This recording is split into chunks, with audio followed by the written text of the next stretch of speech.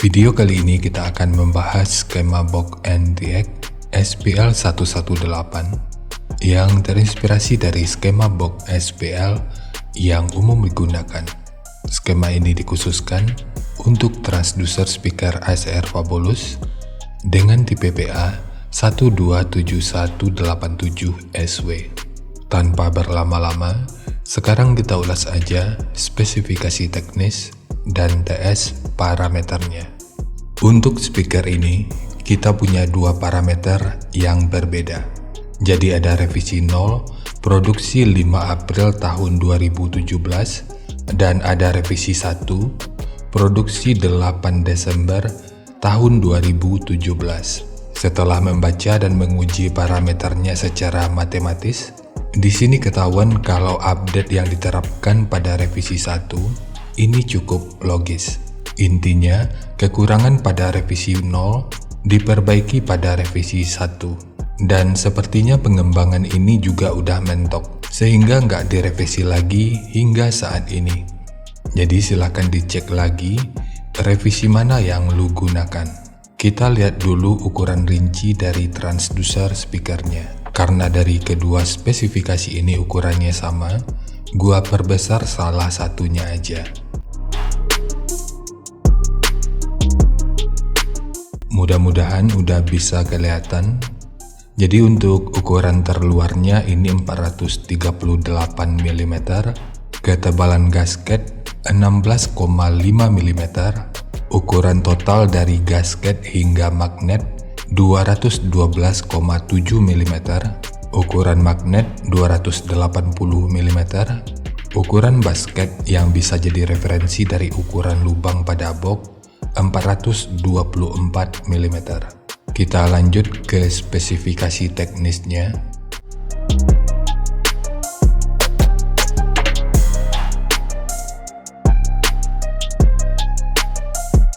Kita mulai dari revisi 0. Untuk nominal diameter ini ukurannya 457 mm atau 18 inci. Impedansinya 8 ohm. Nominal power handling 1100 watt. Program power 2200 watt. Kemudian untuk rentang frekuensi mulai dari 35 sampai 2800 Hz. Untuk sensitivitas 99 dB. Ukuran voice coilnya 127 mm. Nah, jika dibandingkan dengan revisi 1, seakan-akan nggak ada yang berubah dari parameternya. Meskipun rentang frekuensi revisi 1 seakan-akan lebih luas, namun poin ini tentu juga nggak begitu penting, karena ini merupakan sebuah subwoofer. Hal yang paling mencolok di sini ada pada diameter kon efektifnya, di mana revisi 0 hanya memiliki ukuran 398 mm, sementara revisi 1 memiliki ukuran 422 mm.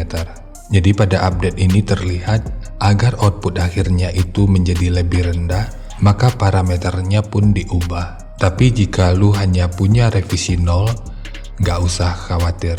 Meskipun revisi 1 sedikit lebih baik, tapi ini juga nggak bakal membawa begitu banyak perubahan. Dan mungkin juga nggak bisa dibedakan secara awam saat digunakan. Sekarang kita beralih ke spesifikasi utama, yaitu TS parameternya. Kita kembali ke revisi 0. Untuk fs 35 Hz, DCR 5,2 ohm, QTS 0,3, CAS 0,31, QMS 10,37, MMS 286 gram, CMS 0,07 mm per Newton, BL 31,5 Tesla meter, fast 162,3 liter, efisiensi 2,09%, SD 1256,6 cm persegi, dan XMAX 11,6 mm. Sementara untuk update pada revisi 1, QTS-nya menjadi 0,31, CAS 0,32, QMS 11,69, MMS 280,5 gram, kemudian BL 31,2 Tesla meter, fastnya juga berubah menjadi 157,7 liter, dan terakhir di efisiensinya menjadi 2,12%. Jadi kesimpulannya, untuk perbaikan ini sepertinya udah cukup. Namun itu tentu nggak memberi perubahan yang signifikan pada output atau respon dari busnya. Jadi ini merupakan respon bus dari revisi 0, sementara ini merupakan respon bus dari revisi 1. Di sini perbedaannya memang ada, namun itu sangat tipis. Tapi seenggaknya revisi 1 tentu tetap sedikit lebih baik. Meskipun pada frekuensi sekitaran ini masih terjadi sedikit pelemahan pada output suaranya. Sekarang kita masuk aja ke rincian semuanya.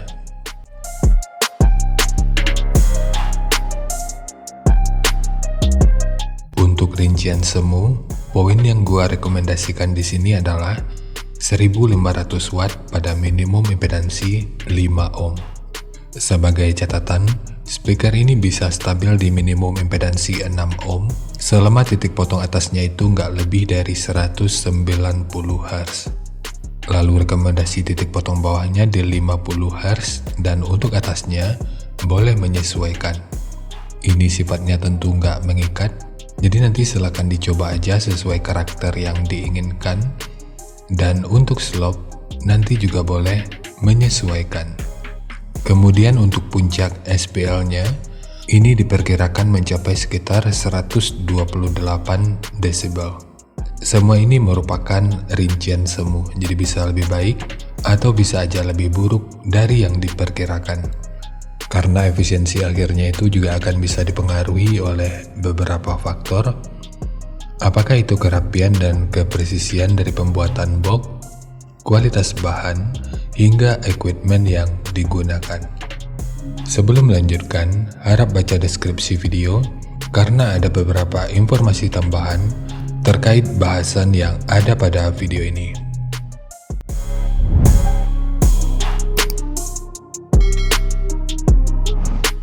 Dan berikut referensi yang gua gunakan dalam mendesain skema box speakernya. Jadi dari transfer function magnitude ini kita bisa melihat, meskipun dipotong di 50 Hz, frekuensi sekitar 45,1 Hz ini udah bisa direspon pada minus 3 dB dan 50 Hz pada 0 dB. Kemudian untuk respon dari portnya, dengan daya 1500 watt, pergerakan udara pada port puncaknya diperkirakan sekitar 13,8 meter per detik. Sementara untuk gain yang dihasilkan oleh port kurang lebih seperti ini.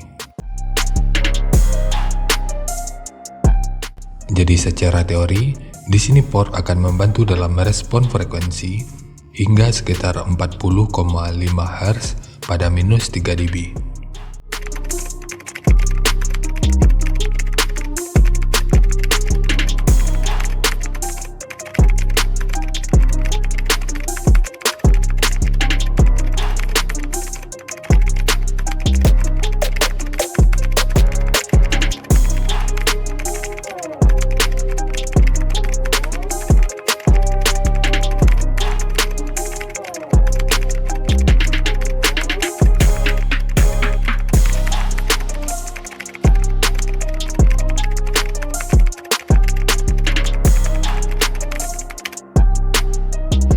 Sekarang langsung kita bahas aja skemanya. Untuk multiplex, ini menggunakan multiplex dengan ketebalan 18 mili. Kita mulai dari tinggi, jadi tinggi box ini adalah 740 mili, panjang ke belakang 900 mili, kemudian lebarnya 560 mili. Yang perlu diingat, ketiga poin ini merupakan ukuran terluarnya. Sekarang kita beralih ke ukuran internalnya. Untuk port, tinggi masing-masing portnya adalah 70 mili. Dengan panjang total yang kalau kita ukur dari sudut ini sampai ke sudut ini, ini ukurannya 695 mili. Lalu ukuran dari sudut ini sampai ke sudut ini ukurannya 466 mili. Ukuran dari sudut ini sampai ke sudut ini ukurannya 193 mili. Dua ukuran ini tentu dengan mengecualikan ukuran dari dudukan speakernya. Sementara untuk triplek dari dudukan speaker ini menggunakan dua lapis. Untuk meredam bocoran suara ke belakang, maka dinding belakangnya dibentuk seperti ini. Untuk tekukan atau sudut yang ini ukurannya 141 mili dan ukurannya sama dengan tekukan yang ini dan ini. Sementara untuk sekat yang ini ukurannya 100 mili. Untuk handle, ini hanya untuk estetika dari penyajian videonya aja. Namun jika lo ingin menggunakan handle triplek seperti ini, akan lebih baik jika sudut luar dan dalamnya dibentuk seperti ini. Ini bertujuan untuk aerodinamika, jadi nanti silakan di custom aja sesuai kebutuhannya.